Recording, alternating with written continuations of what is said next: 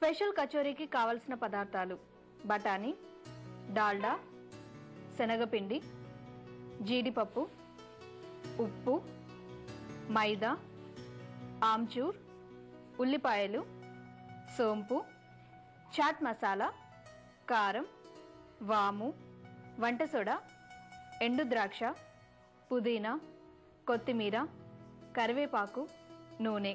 Special kachori తయారు చేసుకునే విధానం: పావు కిలో ఎండు బఠానీని అరగంట సేపు నానబెట్టి కుక్కర్లో కొంచెం నీళ్లు పోసి 5-6 విజిల్స్ వచ్చే వరకు ఉడికించాలి.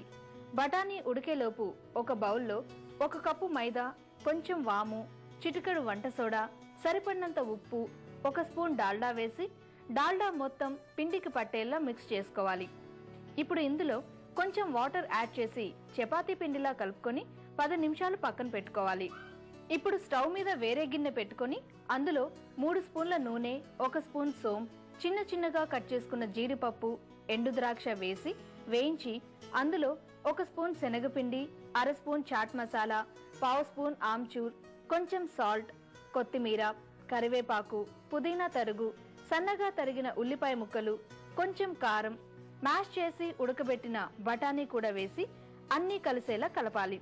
ఇప్పుడు ఇందాక నానబెట్టిన మైదాని బాల్స్ లా చేసుకుని చేత్తో చపాతీలా అద్ది రెడీ చేసుకున్న కూరని స్టఫ్ చేసుకోవాలి. వీటిని వేడి నూనెలో బ్రౌన్ కలర్ వచ్చే వరకు వేయించుకోవాలి. అంతే, స్పెషల్ కచోరీ రెడీ.